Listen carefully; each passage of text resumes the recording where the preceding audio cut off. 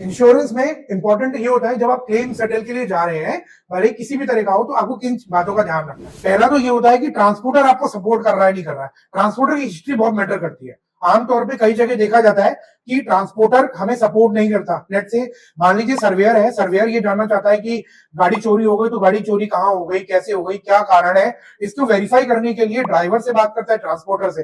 कई बार ऐसा होता है कि ट्रांसपोर्टर फोन ही नहीं उठाता, अवेलेबल नहीं होता, यहां तक कि अपने रजिस्टर्ड एड्रेस पे भी नहीं होता, तो ऐसे में जो क्लेम होता है वो लटक जाता है।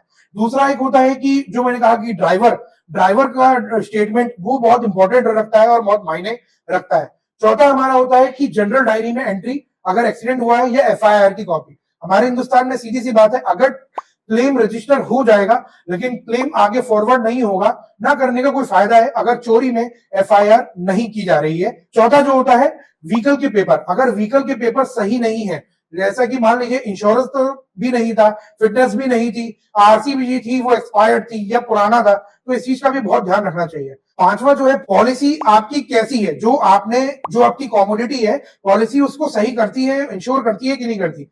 मान लीजिए कि आपका जो सामान था वो हजार्डियस था और आपने पॉलिसी ले रखी थी नॉन हजार्डियस की तरफ, जैसे कि रमेश जी के साथ में एग्जाम्पल ले रहा हूं, उनकी जो था वो एडिबल ऑयल का था और एडिबल ऑयल नॉन हजार्डियस में आता है, तो इस चीज का जरूर ध्यान रखना चाहिए कि वो एडिबल ऑयल में उन्होंने पॉलिसी में मेंशन कराया कि नहीं कराया। पांचवा पॉइंट में कहूंगा एजेंट या ब्रोकर।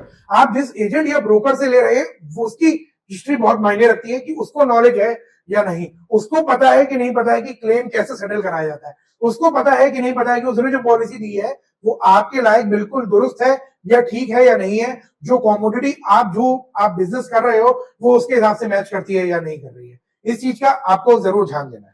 पॉलिसी लेने के लिए आपको क्या क्या डॉक्यूमेंट देने होते हैं, सिर्फ नेम लेके 4 डॉक्यूमेंट है सिंगल ट्रांजिट पॉलिसी में लेने के लिए: ई वे बिल, इनवॉइस, जीएसटी और पैन की कॉपी। ये निम्न के 4 चीजें हैं, ये काफी होता है सिंगल ट्रांजिट मरीन पॉलिसी करने के लिए, बाय करने के लिए।